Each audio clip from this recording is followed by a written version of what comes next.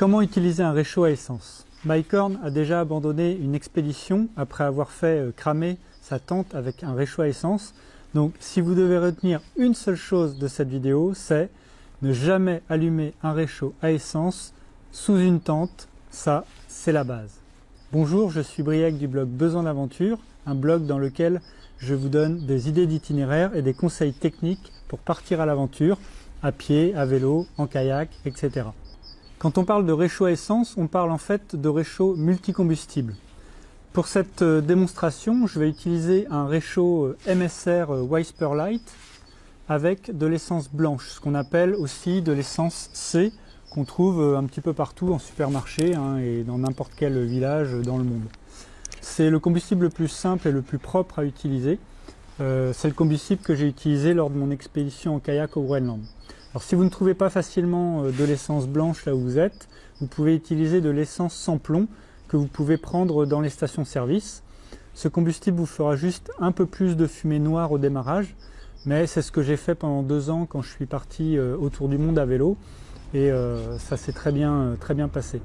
L'essence est donc le combustible recommandé, mais il est également possible d'utiliser du pétrole ou du kérosène, mais surtout pas d'alcool à brûler. Alors la première chose à faire pour allumer un réchaud à essence, évidemment, c'est de mettre de l'essence à l'intérieur. Donc pour ça, vous avez donc votre bouteille avec sur le dessus ici une pompe. La pompe, on peut la dévisser. Elle fait aussi office de bouchon. Et quand vous enlevez la pompe,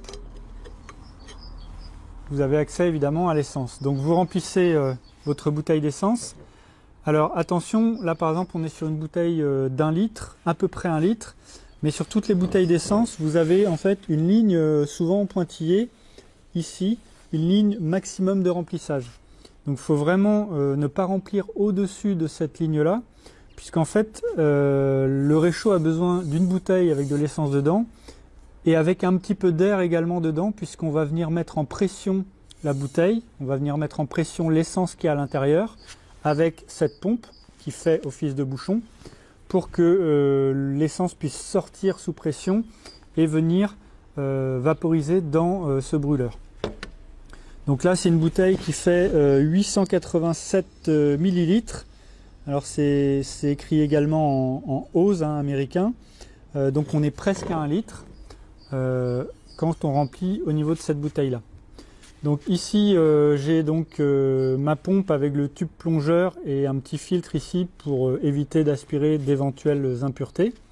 Donc j'ai rempli ma bouteille, je remets ma pompe, je la visse en serrant relativement fort sans faire trop fort pour ne pas galérer à la dévisser plus tard. Et donc sur cette pompe vous avez ici justement un levier mécanique qui vous permet de mettre sous pression, et ici le robinet que l'on va pouvoir tourner, et ici la connexion pour aller sur le brûleur. Donc je vais d'abord connecter mon brûleur à la pompe. Donc pour ça je déplie les pieds du brûleur. Je vais donc mettre ma pompe à l'horizontale. Je vais venir ici connecter le brûleur à la pompe en mettant la sécurité là. Voilà. Je mets tout ça à l'horizontale. Je vais le tourner vers vous. Et ici, je vais venir pomper pour mettre sous pression. Donc là, la bouteille est quasiment pleine. Donc il suffit de faire à peu près 15 à 20 coups de pompe.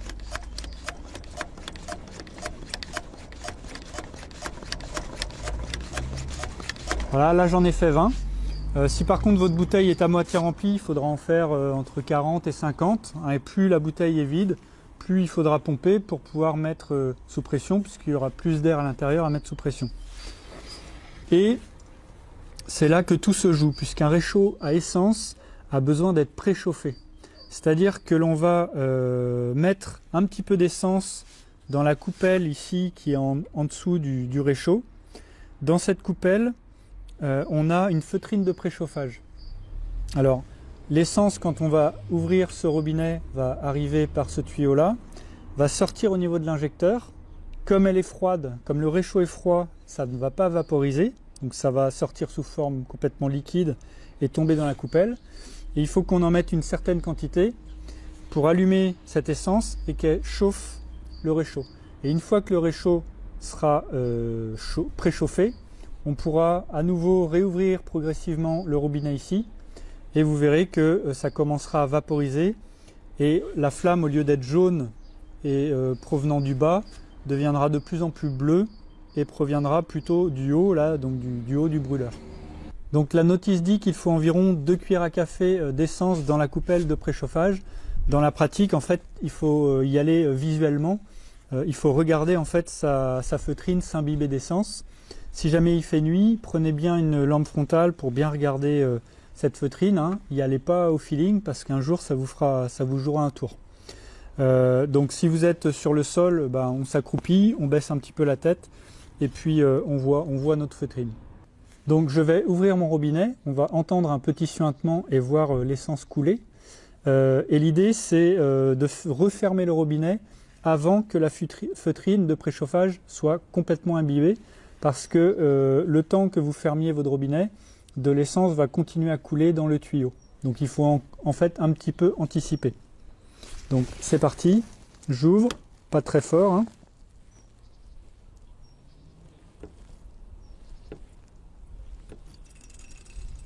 Voilà, ça coule.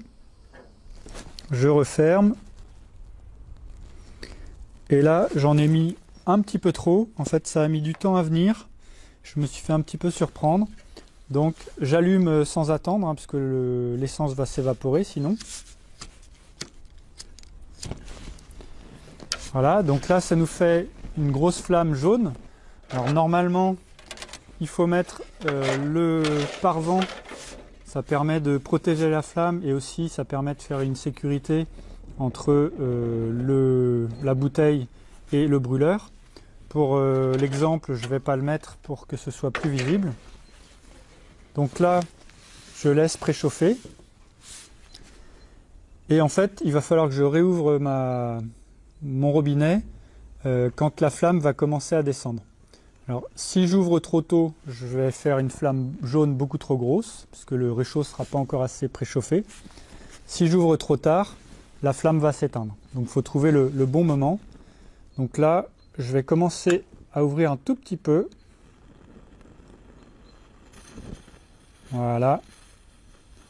Il n'aurait pas fallu que j'ouvre plus tard. Hein. Et là, je vais ouvrir progressivement.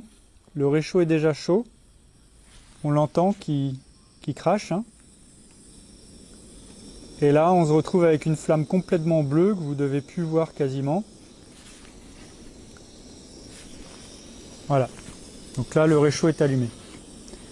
Donc évidemment, avec la pompe, on peut jouer sur la puissance. Plus je vais pomper, plus ça va cracher fort.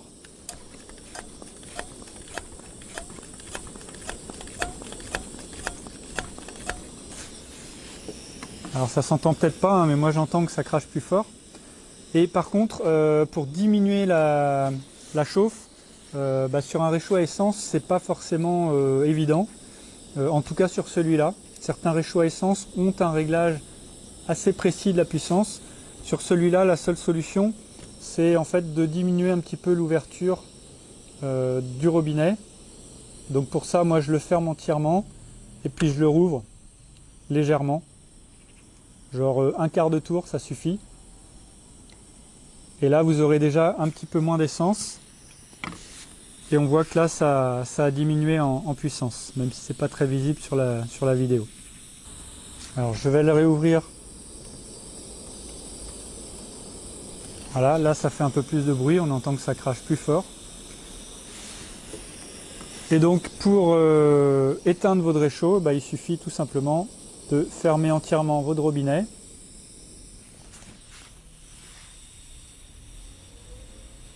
On n'entend quasiment plus rien. Là, moi, je vois encore quelques flammes. Ça ne doit pas se voir à la vidéo. Et là, il est éteint. Alors, on entend souvent un petit chlop à la fin. C'est la dernière flamme qui s'arrête. Et donc là, avant de le ranger, il va falloir évidemment que j'attende qu'il refroidisse. Et ensuite, je vais pouvoir déconnecter. Alors si jamais je viens de l'éteindre et que je veux tout de suite le rallumer parce que j'ai oublié de faire chauffer quelque chose, je peux le rallumer directement sur le dessus, puisqu'il est déjà préchauffé. Mais attention, ce genre de pratique n'est pas marqué dans la notice, premièrement. Donc vous faites ça à votre risque et péril. Et deuxièmement, si vous faites ça, c'est dans les 30 secondes, voire 1 minute grand maximum après avoir éteint le réchaud. Parce qu'au bout de 30 secondes ou 1 minute, il aura déjà bien refroidi, surtout par des températures froides. Là, il doit faire à peu près 5 degrés aujourd'hui. Si j'avais attendu plus longtemps, j'aurais réouvert et l'essence n'aurait pas vaporisé, elle serait sortie sous forme liquide. Et donc en allumant par le dessus, je risque de me prendre une grosse flamme jaune en pleine tronche. Donc vraiment à faire uniquement si je viens d'éteindre le réchaud. Donc je le rééteins et puis on va attendre qu'il refroidisse un petit peu pour le ranger, voire le démontage.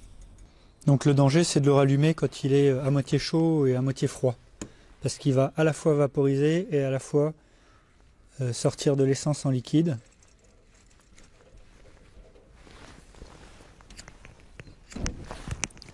Et voilà ce que ça donne. Il a mis de l'essence un peu partout et ça vous fait vraiment une grosse flamme d'un seul coup. Donc c'est pas top. Donc soit on est sûr qu'il est vraiment chaud et on peut rallumer directement par le dessus, soit on attend vraiment qu'il soit froid pour être sûr que l'essence sorte vraiment sous forme liquide, uniquement dans la coupelle, et ne vaporise pas et parte pas un petit peu autour du réchaud. Alors voilà ce que ça donne si je ne mets pas assez de combustible.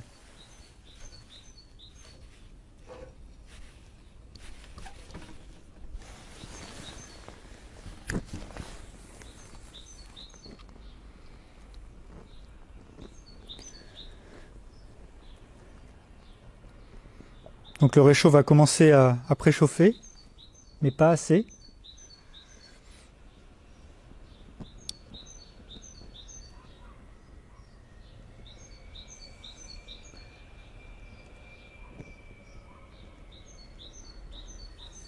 Alors là, je pourrais me débrouiller en l'ouvrant maintenant, malgré que je n'ai pas mis assez d'essence. Si je l'ouvrais maintenant, je pense qu'il prendrait. Mais on va le laisser aller. On va l'ouvrir.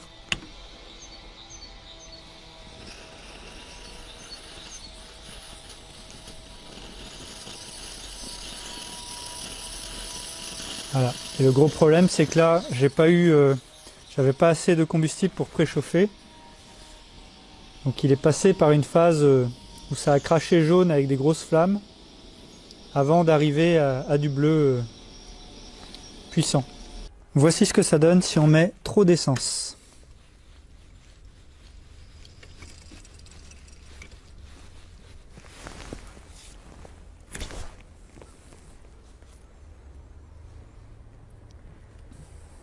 Donc en fait, si on met trop d'essence, le préchauffage va durer très longtemps, la flamme va être très grande, donc c'est inutile et dangereux.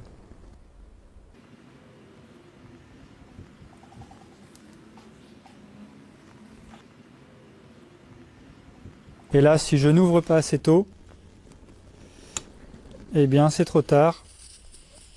J'ai beau ouvrir, là ça vaporise, mais j'ai plus de flamme et ça ne va pas donc s'allumer.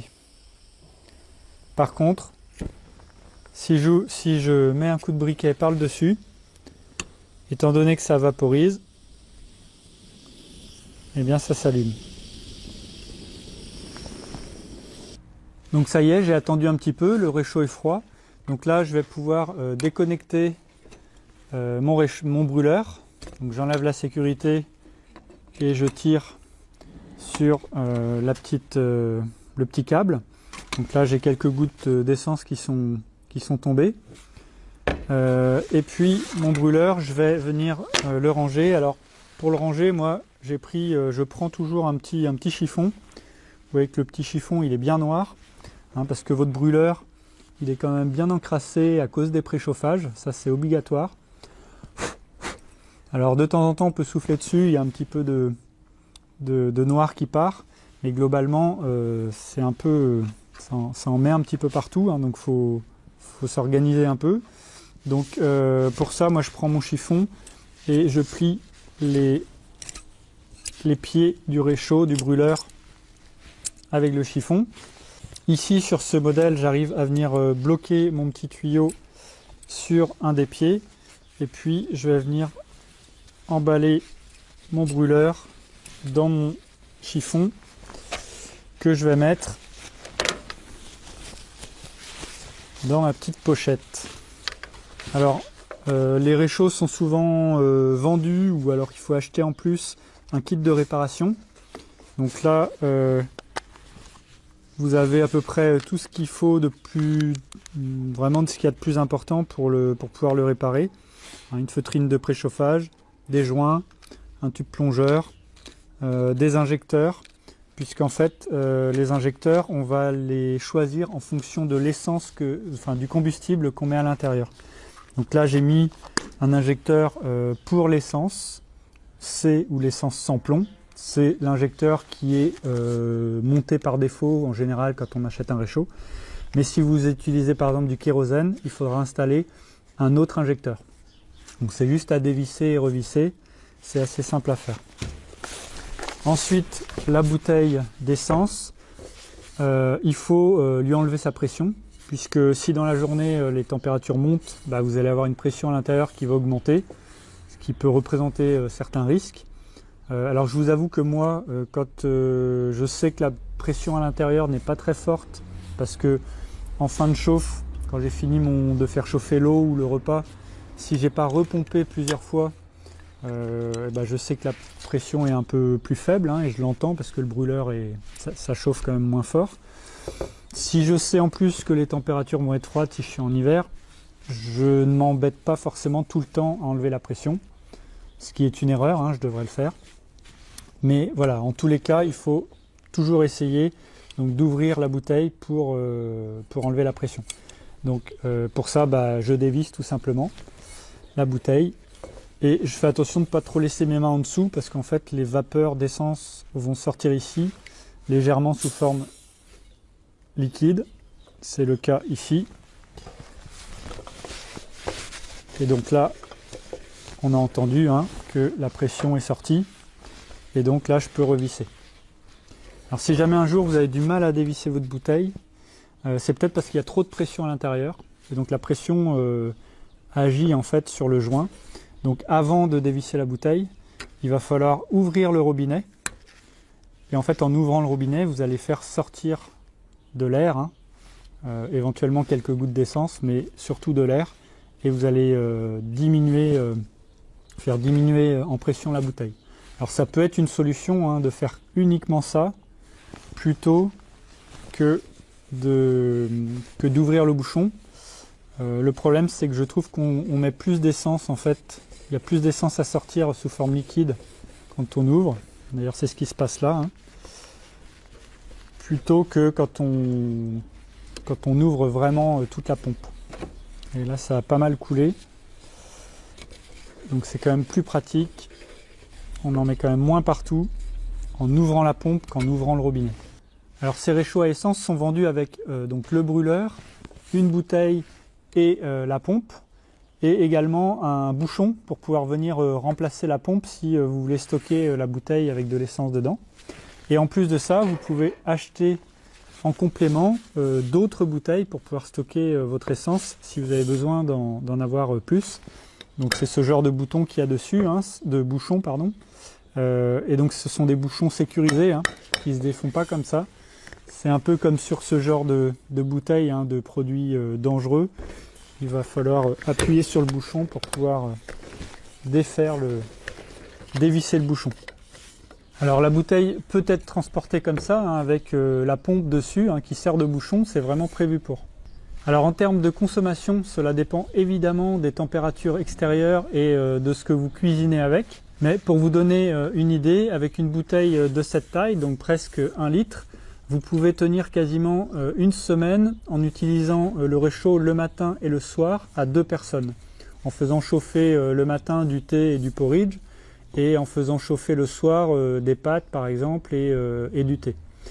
Par contre, si vous partez en expédition polaire, la règle est de prendre 25 centilitres par personne et par jour pour avoir de quoi faire fondre la neige, pour faire de l'eau, tout en ayant une marge de sécurité.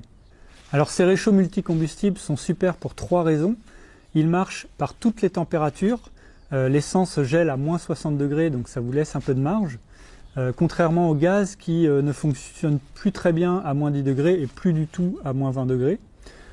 Il marche à n'importe quelle altitude, donc même au-dessus de 4500 mètres où la pression atmosphérique est faible, il fonctionne puisque c'est vous qui créez la pression dans la bouteille avec la pompe, contrairement au gaz qui ne fonctionnera pas à des altitudes trop élevées. Et enfin, il est possible de trouver du combustible partout sur la planète, contrairement aux cartouches de gaz qui sont souvent spécifiques à une marque.